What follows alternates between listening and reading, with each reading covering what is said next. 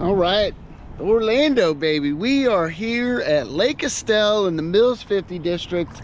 And it's been a minute since I've been here, man. I figured we got a crummy day out, might get rained on, but we're in that time of year where the big girls are moving around the shallows.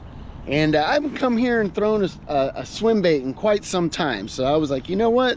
That's what we're doing today. We got some mid-sized glides to toss around, big soft plastics, an A-rig. And this place has usually been kind to me, so it's usually been very forgiving. Usually I can get some bites here. Even when the bite's tough, you know, this is definitely a spot you can come, throw those mid-size swim baits and get some love going, you know.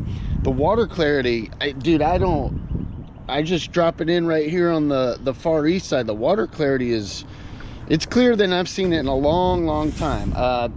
They sprayed this place a few years back, and the hydrilla and eelgrass have like come back. There's a ton of grass in this lake again, and so here we go.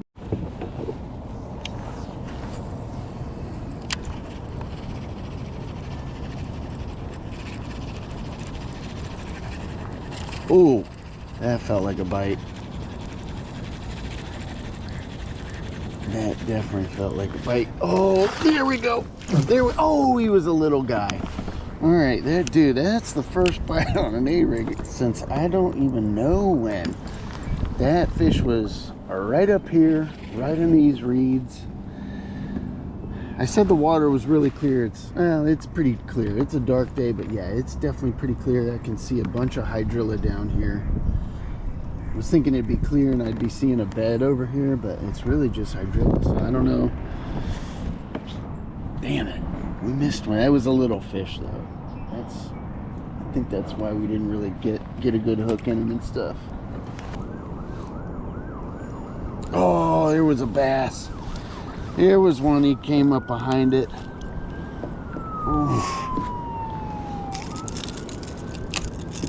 We're definitely, man, I'm not seeing them. We're seeing a lot of beds. There's totally a bunch. I mean, there's a lot of tilapia beds along here. So a lot of empty beds through this. This is a big eelgrass flat along this shoreline.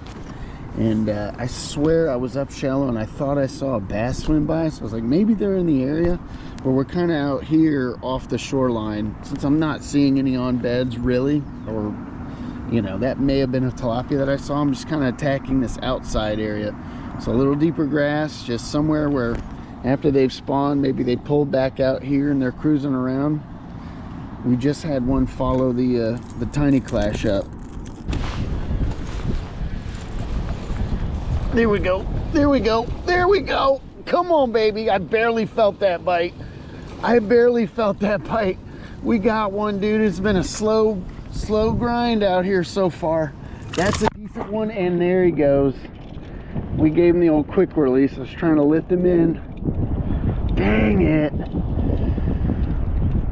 We almost held a Lake Estelle bass. Not a lot of activity, man. We were fishing up shallow. Plenty of empty beds. Plenty of good hard bottom area. Just fishing around those spots, hoping the bass would kind of be around. And they're just not. So we kind of paddled. We're over here on the west side of Lake Estelle. Went under the bridge. And the reason I did that is because it's basically, it gets kind of, I don't know, it's hard to explain. We're right on top of a big, like, patch of hydrilla that runs along the shoreline of this lake. But it's kind of a nice hard edge. It's like a nice defined edge of the hydrilla, and more so than the other side. And it's, you know, super deep water out here. So these fish aren't really shallow and stuff. This is a hard, deep edge of grass that's pretty well defined, so I can really toss this out and kind of crank this tiny clash in these depths around this this grass. So there we go. We did that. Boom. We got a bite. So that guy was hanging out deeper.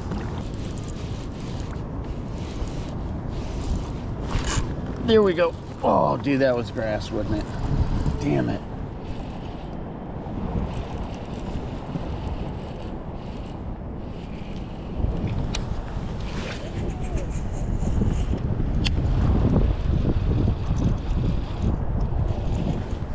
There we go. There we go.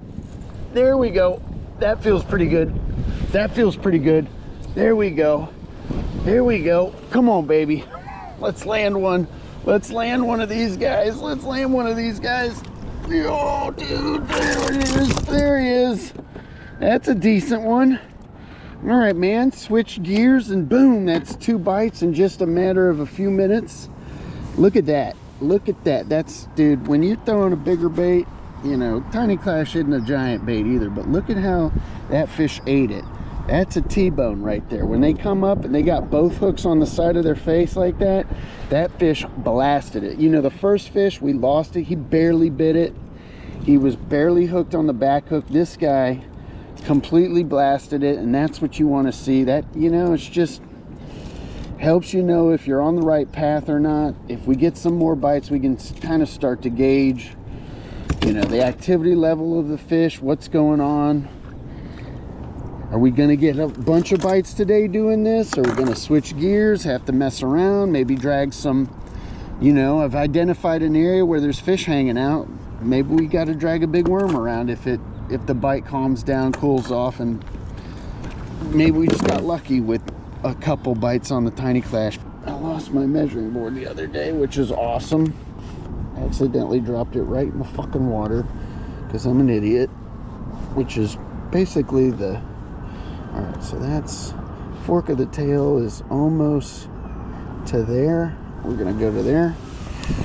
Basically, the fate of every measuring board is that I'm gonna throw it in the water at some point, and I accept that fate. It's just the world I live in. But it sucks when it happens, because it's always me being a dummy. I mean, I literally just, my hand gave out and I just let go of it and it fell in the water. All right, this guy is 10¼ inches. You can see that's a skinnier fish. Definitely probably already spawned. Definitely had a major wave of spawning activity already here and down here in Florida after that Arctic freeze. Let's let that guy go. We're not seeing fish on bed, so I'm assuming they're out here in the depths recovering, eating. All right, dude, let's do my janky measurement for the length. And that guy is, it's about 16½ inches. We'll go 16½. All right, heck yeah.